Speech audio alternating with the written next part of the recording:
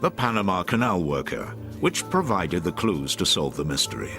He'd come in with a heart attack, but developed the same symptoms as the people who were dying. His kidneys started to fail, then his lungs, his nervous system, and then finally he fell into a coma. The doctors knew it must be something they were giving him. They tested every drug Carlos had been given, except a cough syrup. A test revealed it was poisoned, but it was too late. Carlos and over 21 others had already died.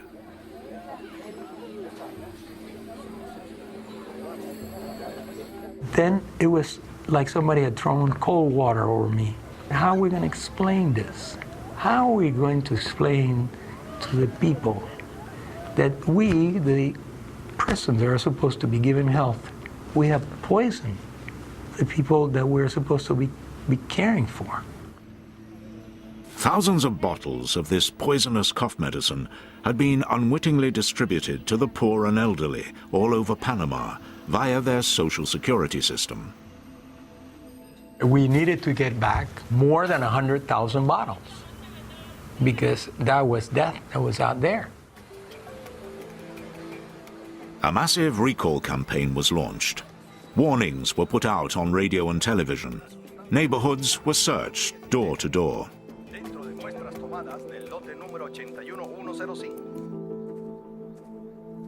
At the same time, the coroner began exhuming bodies and performing autopsies on those who had died suspicious deaths. The death toll climbed towards 100. How did such a calamity happen, and who was to blame for this tragedy? The poisonous pipeline stretched halfway across the world to rural China.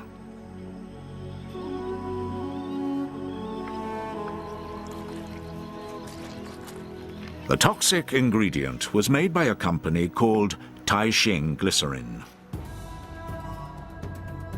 Taixing appears to be a professional operation with an internet site featuring their headquarters building. But the reality is different. These buildings are the real Taixing. It turns out the high-rise belongs to an unrelated company located more than 160 kilometers away. Taixing officials simply put the photo on their site to lend credibility to their enterprise.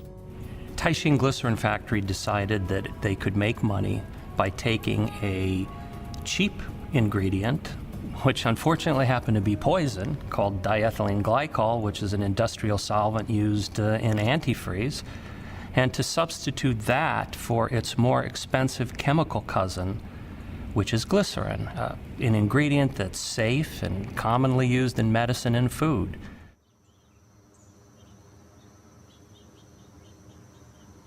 The poison was shipped out of China to a company in Barcelona called Rasfa, who apparently did not test the contents. The drums were bought by a broker in Panama called Medicom. They sold the lethal cargo to the social security system, who made it into cough syrup. Angel de la Cruz, a Medicom executive, was arrested in the midst of a public outcry about the mass poisoning, but claims he acted in good faith. China's regulators initially said they had no legal grounds to take action against Taixing. But they recently shut down the plant, 10 months after the deaths in Panama. The owner was never prosecuted. They're criminals. They're criminals, and they may not be pulling a trigger, but they're essentially killing people in another way. The Chinese government has promised sweeping changes in food and drugs regulation. And in 2007, on the heels of several fatal drug poisonings, the head of China's Food and Drug Administration was convicted of accepting nearly $1 million in bribes. He was executed. In China, The tactic of killing one or two officials is called slaughtering a chicken to warn the monkeys. It's a dramatic and meaningless gesture. My analysis of government data shows that every year, only 3% of the officials convicted of corruption go to jail. The transactions in China, Spain and Panama that led to over 100 deaths are stark examples of the breadth of illicit trade. It's far too simple to say that buying a fake bag led to the deaths in Panama. But the supply chain, the brand of corruption and the forces involved are the same.